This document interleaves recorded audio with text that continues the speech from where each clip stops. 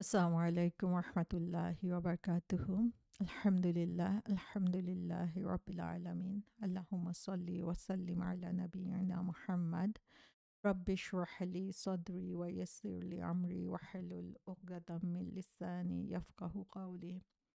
Allahumma inni as'aluka hubbak wa hubba man yuhibbuk wal amal alladhi yuballighuni hubbak. Allahumma ij'al hubbak ahabba ilayya min nafsi wa ahli wa min al-ma'il barid. হে আল্লাহ, আমি আপনার কাছে চাচ্ছি আপনার ভালোবাসা এবং তাদের ভালোবাসা যাদেরকে আপনি ভালোবাসেন এবং এমন কাজ যে কাজগুলো আমাকে আরো বেশি আপনার ভালোবাসা পেতে সাহায্য করে। হে আল্লাহ, আপনার ভালোবাসাকেই আমার কাছে আমার চেয়েও বেশি প্রিয় করে দেন এবং আমার ফ্যামিলি বা কোল্ড ওয়াটারের চেয়েও যেন আপনার ভালোবাসাই আমার কাছে বেশি আকর্ষণীয় হয়। আমরা প্যারেন্টিং এর উপরে কিছু আলোচনা করব ইনশাআল্লাহ এবং প্যারেন্টিং এর এই আলোচনাটা আমরা করব কোরআন এবং সুন্নাহর ভিত্তিতে। মোর হচ্ছে থিওরিটিক্যাল দ্যান প্র্যাকটিক্যাল। তার মানে এই না যে আমরা শুধু থিওরি আলোচনা করব, বরং থিওরি থেকে প্র্যাকটিক্যালি আমাদের লাইফে কিভাবে নিয়ে আসা যায়। আমরা গাইডলাইনটা নিব কোরআন এবং সুন্নাহ থেকে এবং সেটাকে কিভাবে আমাদের লাইফে ইমপ্লিমেন্ট করা যায় সেটার ব্যাপারে আমরা আলোচনা করব ইনশাআল্লাহ। সো ১ম এই আমরা যে জিনিসটা বুঝার চেষ্টা করব সেটা হচ্ছে যে প্যারেন্টিং কি? প্যারেন্টিং এর ব্যাপারে আমাদের সবারই কিছু না কিছু ধারণা রয়েছে এবং প্যারেন্টিং বলতে আমরা যেটা বুঝি সেটা হচ্ছে বাচ্চা লালন পালন করা। এটাই হচ্ছে মোর আন্ডারস্ট্যান্ডেবল আমাদের কাছে। তো অ্যাজ এ প্যারেন্ট আসলে আমরা অত থিওরিটিক্যালি কখনোই চিন্তা করি না, বরং প্যারেন্টিংটা অনেকটা আমাদের মাঝে চলে এসেছে কালচারাল অথবা সোশ্যাল একটা ফর্মে, যে ছোটকাল থেকে আমরা দেখে এসেছি বাবা মারা কি করে এবং সে অনুযায়ী আমরা নিজেরাও করছি এবং সেভাবেই দিনের পর দিন প্যারেন্টিংটা চলে এসেছে।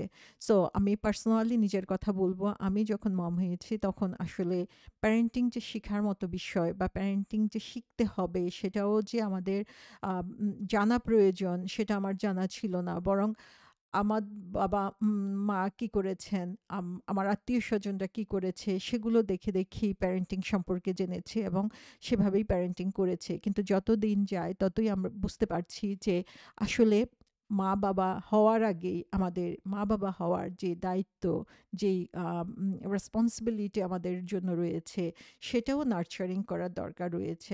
একজন বাবা-মার আসলে প্রিপারেশন এর দরকার রয়েছে বাবা-মা হওয়ার আগেই। সো আমরা যদি এর যে ডেফিনিশন সেই ডেফিনেশনটার দিকে খেয়াল করি তাহলে দেখব যে বেসিক কিছু জিনিস এখানে ইনক্লুডেড রয়েছে।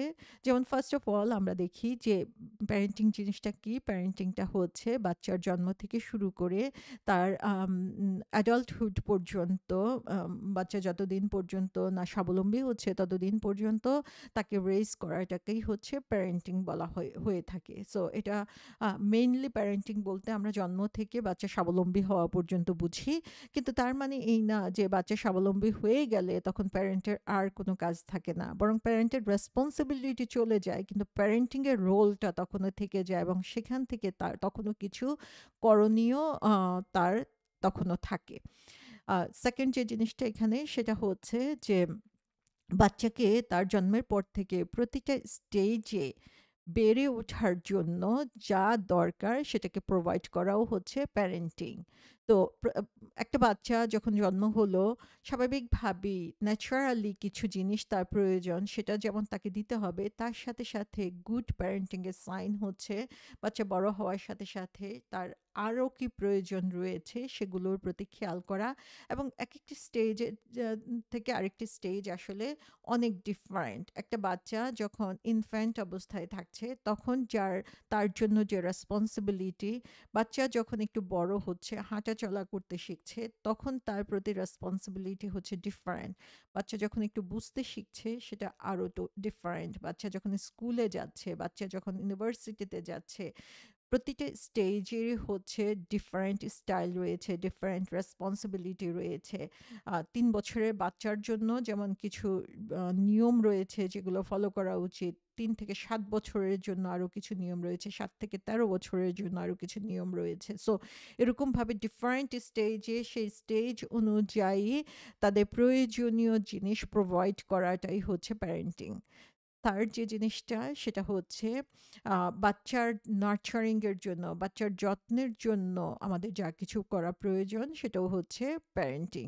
এবং সেই নার্চারিংটা আসলে শুধুমাত্র যে আমাদের ফিজিক্যাল নিড হবে সেটা কিন্তু না। বাচ্চার ফিজিক্যাল, ইমোশনাল, সাইকোলজিক্যাল, স্পিরিচুয়াল প্রত্যেকটা নিড নার্চার করাটাই হচ্ছে প্যারেন্টিং। আমরা স্বাভাবিকভাবেই যেটা দেখে এসেছি ছোটকাল থেকে যে বাচ্চাকে ভালো খাওয়াতে হবে, বাচ্চাকে ভালো পোশাক দিতে হবে। ফিজিক্যাল যে নার্চারিংটা সেটার প্রতি আমরা যত বেশি ফোকাস করি, ইমোশনাল এবং স্পিরিচুয়াল যেই নার্চারিং সেটার প্রতি তত বেশি আমরা দুর্বল। আরেকটা অংশ প্যারেন্টিং এর সেটা হচ্ছে বাচ্চার সাথে বায়োলজিক্যাল যে কানেকশন রয়েছে সেটা তো আমাদের রয়েছেই। একজন মা, একজন বাবা সন্তানের প্রতি তার যে ভালোবাসা সেটা যেমন স্বাভাবিক, তেমনি সন্তানেরও তার বাবা-মার প্রতি ভালোবাসাটা স্বাভাবিক। কিন্তু সেই স্বাভাবিকতার সাথেও টু শো দ্য কেয়ার, যে আমি বাচ্চাকে যে ভালোবাসি, আমি যে বাচ্চার প্রতি কতটুকু আন্তরিক সেটা দেখানোও কিন্তু প্যারেন্টিং এর একটা অংশ। এবং তার সাথে, সাথে একটা হেলদি এনভায়রনমেন্ট এস্টাবলিশ করা। যত বাচ্চা বড় হতে থাকবে, তত বেশি তার ডেভেলপমেন্টের জন্য, সেটা সোশ্যাল ডেভেলপমেন্ট হতে পারে, সেটা ইমোশনাল ডেভেলপমেন্ট হতে পারে, সেটা তার সাথে কাজ হতে পারে, সেটা তার এডুকেশনাল এক্টিভিটিস হতে পারে। সেইখানে একটা হেলদি এনভায়রনমেন্ট, যে আমার বাচ্চা আমার কথা শুনতেই হবে, আমি যা বললাম তাই করো, আর কোনো কথা নাই। এটা কোনো হেলদি এনভায়রনমেন্ট না আসলে। তো হেলদি এনভায়রনমেন্টটা প্রোভাইড করাটাও হচ্ছে প্যারেন্টিং এর একটা অংশ। এবং বাচ্চার ডেভেলপমেন্টের জন্য তার যে একটা ফিনান্সিয়ালি স্টেবল হোম দরকার, আম, সেটাও ইম্পর্টেন্ট। তার মানে তাকে অনেক ধনী হতে হবে এমন কিন্তু কোনো কথা নাই, কিন্তু তার প্রয়োজনীয় জিনিস সাপ্লাই দেওয়ার মতো ব্যবস্থা থাকাটাও হচ্ছে প্যারেন্টিং এর একটা অংশ।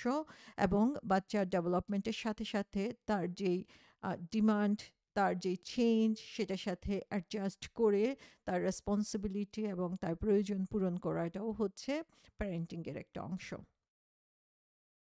তাহলে এখান থেকে আমরা দেখতে পাচ্ছি যে একটা প্যারেন্টিং এর গোলস কি হতে পারে। প্যারেন্টিং এর ৩ টা প্রাইমারি গোলস রয়েছে। একটা হচ্ছে যে বাচ্চাকে হচ্ছে হেলদি অ্যান্ড সেফ রাখা। বাচ্চা ঠিকমতো খাওয়া-দাওয়া করছে কিনা, ঠিকমতো তার নিউট্রিশনটা পাচ্ছে কিনা, প্রয়োজন অনুযায়ী যেই ইন্টারভালে তার খাবার দেওয়া দরকার সেই ইন্টারভালে খাবার দেওয়া হচ্ছে কিনা সেটা যেমন দেখা, তেমনিভাবে সে সেফ এনভায়রনমেন্টে আছে কিনা সেটা দেখাটাও হচ্ছে প্যারেন্টিং এর একটা গোল।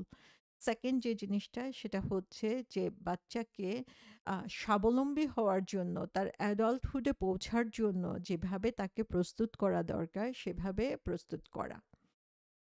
বাংলাদেশি প্যারেন্ট হিসাবে আমি বলব এই জায়গাটায় আমরা ম্যাক্সিমাম প্যারেন্টই হচ্ছে অনেক, অনেক বেশি পিছিয়ে আছি। তার কারণ হচ্ছে আমরা ছোটকাল থেকেই বাচ্চাকে এত আদর দিয়ে লালন-পালন করি যে তার খাবারটা রেডি করে দেওয়া, তার ঘর গুছিয়ে দেওয়া, তার প্রয়োজনীয় জিনিস সব আমি করে দেওয়া। এবং এটা করার মাধ্যমে আমি মনে করি যে আমি হচ্ছে বেস্ট মাম, আমি হচ্ছে বেস্ট ড্যাড, যে আমার বাচ্চাকে আমি কিছুই করতে দেই না। সে শুধু পড়াশোনাই করে।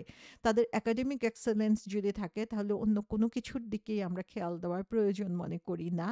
This is a wrong conception. কারণ হচ্ছে এই বাচ্চাটাই একদিন পড়াশোনা শেষ করে তার নিজের লাইফে প্রবেশ করবে। তখন যেয়ে সে দেখবে যে সে একটা পঙ্গু বাচ্চা হিসাবে আসলে বড় হয়েছে। একাডেমিক এক্সেলেন্স ছাড়া সে ঘরে আর কোনো কিছুই করা শিখে নাই।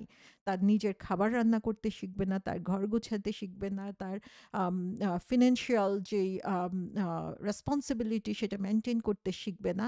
সো এভাবে প্রিপেয়ার করাটাও হচ্ছে প্যারেন্টসের একটা দায়িত্ব। তারপরে থার্ড যে গোল সেটা হচ্ছে আমরা ভালো খাবার দেওয়া, ফিন্যান্সিয়ালি স্টেবিলিটি দেওয়া, এই সমস্ত কিছুই আমরা মেইনটেইন করার চেষ্টা করি। কিন্তু বাচ্চাকে ভ্যালু টিচ করা, সেটার ক্ষেত্রেও আমরা অনেক পিছিয়ে থাকি। আমরা বাচ্চাকে একাডেমিক এক্সেলেন্স এর জন্য যেভাবে ভালো স্কুলের জন্য যুদ্ধ করা, অ্যাডমিশন টেস্টের জন্য যুদ্ধ করা, কোচিং, টিউটর দিয়ে আমরা যেভাবে তার পিছনে লেগে থাকি, আমার কালচারাল টিচিং দেওয়ার জন্য আমি কিন্তু সেভাবে লেগে থাকি না। কালচারাল বলতে এটা হচ্ছে as a Muslim, as a Bangladeshi সব দিক থেকেই আমি চিন্তা করতে পারি যে আমি আমার কালচার কতটুকু বাচ্চাকে শিখাচ্ছি। কারণ বাচ্চাটা যখন এগুলো শিখবে না তখন সে যখন একটা নতুন পরিবেশে যাবে তখন সে আইডেন্টিটি ক্রাইসিসে ভুগবে এবং সে এটা ভ্যালু দিতে শিখবে না যে আমার প্যারেন্টসের কাছ থেকে আমি তো এই ব্যাপারে কিছুই শিখি নাই। আমি শুধু একজন হুজুরের কাছে কোরআন পড়তে শিখিয়ে দিয়ে যদি মনে করি যে আমার কালচার তাকে শিখানো হয়ে গিয়েছে, তাহলে সেটাও একটা রং কনসেপশন। কারণ মুসলিম কালচার বা Bangladeshi culture not only that যে বৈশাখী মেলাতে যাবে অথবা শুধুমাত্র হচ্ছে কোরআনটা পড়তে শিখবে। তো বাচ্চাকে হচ্ছে প্যারেন্টসের কালচারের সাথে আমরা যত বেশি ইন্ট্রোডিউস করতে পারবো, সেটা যত বেশি টিচ করতে পারবো, আমরা দেখব যে হেলদি একটা বাচ্চা ডেভেলপ হচ্ছে, যে হচ্ছে সোশ্যালি হচ্ছে মোর অ্যাকসেপ্টেবল হচ্ছে এবং সে নিজেও জানে তার ভ্যালু কোথায়, তার রেসপন্সিবিলিটি কোথায়। তো আজকের সেশনে আমরা যে জিনিসটার উপরে ফোকাস করব, একদম বেসিক একটা জিনিস, সেটার দিয়ে আমরা আলোচনা সীমিত রাখবো। সেটা হচ্ছে যে একটা দোয়া। এই দোয়াটা আমরা সবাই জানি এবং এই দোয়াটা আমরা নিজেরা শিখেছি। এই দোয়াটা ছোটকালে আমরা আমাদের বাচ্চাকে শিখাই। কারণ কি? কারণ আমরা চাই আমার বাচ্চা আমার জন্য দোয়া করবে। আমি আমার বাবা-মার জন্য দোয়া করব। এবং সেই দোয়াটা কি? সেই দোয়াটা হচ্ছে রব্বির হামহুমা কামা রব্বাইয়ানি সগীরা, যে হে আমার রব, তুমি আমার উপর তেমনিভাবে দয়া করো যেমনিভাবে আমার বাবা মা আমি যখন ছোট ছিলাম সেভাবে দোয়া করেছে। তো সুবহানাল্লাহ, এই দোয়াটা আমরা শিখাই হচ্ছে বাচ্চাকে, বাচ্চার রেসপন্সিবিলিটি যখন শিখাই যে তোমার প্যারেন্টসের প্রতি তোমার দায়িত্ব কি সেটার জন্য। কিন্তু আজকে আমি প্যারেন্টিং সেশনে এই দোয়াটা নিয়ে এসেছি। তার কারণ কি? তার কারণ হচ্ছে আমরা যদি একটু খেয়াল করি তাহলে দেখব এখানে যেই কথাটা বলা হয়েছে যে হে পালনকর্তা, তাদের উভয়ের প্রতি রহম করো যেমন তারা আমাকে শৈশবকালে লালন পালন করেছেন। আমার কথা হচ্ছে এই যে মাঝখানে আমরা যে ওয়ার্ডটা দেখতে পাচ্ছি কামা, রব্বির হামহুমা, আর শেষে আছে রব্বাইয়ানি সগীরা, এবং মাঝখানে যে জিনিসটা এটাকে কানেক্ট করেছে সেটা হচ্ছে কামা। কামা শব্দটার অর্থ হচ্ছে যেমন, মানে তারা যেমন ভাবে আমাকে শৈশবে লালন পালন করেছে তুমি তাদের প্রতি সেইভাবে রহম করো। তো সুবহানাল্লাহ, আমরা কি কখনো চিন্তা করেছি যে এই দোয়াটা আমাদের জন্য একটা বুমেরাঙের মতো, যে আমি যা করেছি সেটা রিটার্ন হয়ে আমার কাছে আসবে, এটাই আমি দোয়া করছি। তা এখন আমার কথা হলো যে আমি শৈশবকালে আমার বাচ্চাকে আসলে কিভাবে লালন পালন করেছি, এবং আমি যেভাবে লালন পালন করেছি আমি আল্লাহর কাছে আমার বাচ্চাকে শিখিয়ে দিচ্ছি সে আমার জন্য এই দোয়াটাই করবে। তো সুবহানাল্লাহ, অ্যাজ এ প্যারেন্ট এখনই আমাকে চিন্তা করতে হবে যে আমি আমার বাচ্চাকে কিভাবে বড় করছি। আমি কি আমার বাচ্চাকে একটা টয় দিয়ে বসিয়ে রেখে আমি আমার কাজে ব্যস্ত হয়ে গেলাম? আমার বাচ্চার খোঁজ খবর কি আমি সেভাবে নিচ্ছি যেভাবে আমার নেওয়া প্রয়োজন? আমার বাচ্চার সাথে আমার অ্যাটাচমেন্টটা কি সেরকম আছে যেরকম বাচ্চার সাথে আমার অ্যাটাচমেন্টটা আমি আশা করছি আমার বৃদ্ধ বয়সে? তো এটা আসলে আমি এখনই যদি চিন্তা করি যে আমি ছোটকালে আমার বাচ্চার সাথে কি করেছি, এটা রিটার্ন ব্যাক হয়ে আসবে যখন আমি বৃদ্ধ হব তখন সেই অবস্থাতে। তো সুবহানাল্লাহ, আমরা আমাদের সোসাইটির দিকে যদি তাকাই তাহলে দেখব যে আম এখানে আসলে এই রিঅ্যাকশনটা খুব তাড়াতাড়ি আমরা দেখতে পাই। যেমন ওয়েস্টার্ন কালচারে আমরা যারা আছি তারা দেখতে পাই যে এখানে বাচ্চা বড় হওয়ার পরে দেখা যায় যে সুবহানাল্লাহ, আমি আমার রুগীদের মাধ্যমে দেখতে পাই যে বিভিন্ন সোশ্যাল যেই আম আ ফিলিংস বা এক্টিভিটিস গুলো এখানে রয়েছে, যে একজন মা তাদের যেমন বন্ডিংসটা এত দুর্বল যে মার সাথে বাচ্চার, যে বাচ্চাকে খাবার দিয়ে বসিয়ে রেখেছে। অবশ্যই এটা তাকে সেলফ ডিপেন্ডেন্ট হতে হেল্প করবে। কিন্তু সে কি খাচ্ছে সেটার ব্যাপারে তার কোনো আম আ স খেয়াল নাই। সে তখন ঘুরছে তার নিজস্ব জগতে। সেখানে কোথায় সে ফান করবে। একটা বাচ্চাকে ডে কেয়ারে দিয়ে দেওয়া হচ্ছে জন্মের পরপরই কয়েক সপ্তাহের মধ্যে। অবশ্যই একজন মায়ের যখন সাহায্য প্রয়োজন সে তাকে ডে কেয়ারে দিবে। কিন্তু সেখানেও আমার অ্যাটিটিউডটা আমাকে খেয়াল করতে হবে যে আমি কি শুধু দায়সারাভাবে আমার দায়িত্ব এড়ানোর জন্য সেটা করছি? ডে কেয়ার থেকে যখন আমি আমার বাচ্চাকে ফিরিয়ে আনছি আমি তার সাথে কতটুকু সময় দিচ্ছি? তার সাথে কতটুকু বন্ড তৈরি হচ্ছে? কারণ এইটার যে প্রভাব সেটা আমরা দেখতে পাই বৃদ্ধ বয়সে যে তার বাবা মানে এমনও আ elderly people রয়েছে যে তার সন্তানরা কোথায় আছে সে জানে না। তার সন্তানরা তার খোঁজ নেয় না। তার শেষ অবস্থান হচ্ছে নার্সিং হোমে এবং তার মৃত্যুর পরে হয়তোবা তার funeral এর জন্য তার বাচ্চারা আসছে। তার আগে তাদের সাথে দেখা হয় না। আর দেখা হলেও সেটা হচ্ছে মাদার্স ডেতে, ফাদার্স ডেতে যেয়ে দেখা হবে। একটা ফুল নিয়ে তারা যাবে। ওই আনুষ্ঠানিকতার মধ্যেই তাদের সম্পর্কটা সীমাবদ্ধ। তো এখানে আমাকে চিন্তা করতে হবে যে কিভাবে আমি বড় হচ্ছি, কিভাবে আমি আমার বাচ্চাগুলোকে গড়ে তুলছি এবং তাদের কাছ থেকে আমি আসলে কি আশা করছি। এবং এর জন্য প্রথমেই যে জিনিসটা দরকার সেটা হচ্ছে আমার নিয়তকে ঝালাই করা। আমি প্রত্যেকটা কাজের ফলাফল হচ্ছে নিয়তের উপর নির্ভরশীল। এটা হচ্ছে বুখারী শরীফের ১ম হাদিস এবং এই নিয়তের উপরই ডিপেন্ড করবে হচ্ছে আমার রেজাল্ট কি আসবে, আমার ফলাফল কি আসবে। আমি আমার বাচ্চাকে বড় করছি কারণ সেই বাচ্চা স্টাবলিশ হয়ে পরবর্তীতে আমার খরচ নির্বাহ করবে, আমার প্রয়োজন পুরাবে, আমার দেখাশোনা করবে। এটুকুই যদি আমার ইনটেনশন হয় তাহলে এখান থেকে আমি খুব বেশি লাভবান হওয়ার চিন্তা করতে পারবো না। কারণ আমার ফলাফলটা দুনিয়াতেই শেষ হয়ে যাবে। তো আমাকে চিন্তা করতে হবে যে আমি আসলে দুনিয়াতে আম আমার ইনটেনশনটা কি? দুনিয়াতে লাভবান হওয়া? দুনিয়াতে আমার সন্তানের কাছ থেকে কিছু পাওয়ার জন্য আমি তাকে ডেভেলপ করছি? নাকি আখিরাতে যেয়ে সে সন্তান আমার উপকারে লাগবে বা সে আখিরাতে যেয়ে আমি লাভবান হব? সন্তান আমার কাজে লাগুক বা না লাগুক, আমি যেই কাজটা করেছি সন্তানের জন্য সেটার রিওয়ার্ড তো আমি আল্লাহর কাছ থেকে আশা করতে পারি। সো আমি যদি আখিরাতের উপরে ফোকাস করি তাহলে আল্লাহ সুবহানাহু ওয়া তাআলা দুনিয়াতেও আমাকে ব্লেসড করবেন। কিন্তু আমার ফোকাস যদি হয় শুধু দুনিয়া তাহলে এখানেই আমি যতটুকু পাওয়ার পেয়ে যাব, আখিরাতে যেয়ে আমার জন্য আর কিছুই থাকবে না। তো সুবহানাল্লাহ, parenting is a big journey এবং এই প্যারেন্টিং হচ্ছে কমপ্লেক্স একটা জার্নি আসলে। কারণ হচ্ছে প্যারেন্টিং এর এমন কোনো ফর্মুলা নাই যে এই ফর্মুলাটা বসিয়ে দিলেই আমার প্যারেন্টিং এর কাজ শেষ হয়ে যাবে। ইভেন একটা ফ্যামিলিতে দেখা যাবে যে একেকটা বাচ্চা একেক রকম এবং একেক বাচ্চার জন্য একেক ধরনের ফর্মুলা ফলো করতে হয়। তো আমরা যদি এট লিস্ট জানি যে কি করতে হবে, কি করা উচিত, কোরআনে কি বলা হয়েছে, রাসূল সাল্লাল্লাহু আলাইহি ওয়াসাল্লাম এবং সাহাবারা কি করেছেন, তাহলে আমরা জানবো যে ঠিক কোন ফর্মুলা কার জন্য এপ্লাই করতে হবে এবং সে জানার কাজটাই আমরা করব। তো আমি যেই স্লাইডটা ইউজ করেছি, স্লাইডটা দেখে আপনাদের কাছে মনে হতে পারে যে প্যারেন্টিং এত কঠিন একটা জার্নি আর সেখানে এত সুন্দর একটা ফলসের ছবি দেওয়া আছে। তো প্যারেন্টিংটা আসলে অনেকটা এরকমই। দূর থেকে আপনি যখন দেখবেন যে বাচ্চা বড় হয়েছে, একেকজন বাবা-মা তারা কত সার্থক, তাদের সন্তান বড় করেছে, ডাক্তার হয়েছে, ইঞ্জিনিয়ার হয়েছে। এটাই হচ্ছে আমাদের কাছে সার্থকতার মাপকাঠি। যদিও এটা রং স্টেপ, রং চিন্তাভাবনা। কিন্তু যখন আমরা দেখি যে একজন বাবা-মা তার সন্তান হচ্ছে সমাজে এস্টাবলিশ হয়েছে, ভালো অবস্থানে রয়েছে, আমরা মনে করি যে আ প্যারেন্টিং কত আরামের, তাই না? কিন্তু এই যে একটা ঝর্ণার মতোই দূর থেকে যখন দেখা যায় তখন মনে হয় যে এত সুন্দর স্নিগ্ধ একটা জিনিস, প্রশান্তির একটা জিনিস।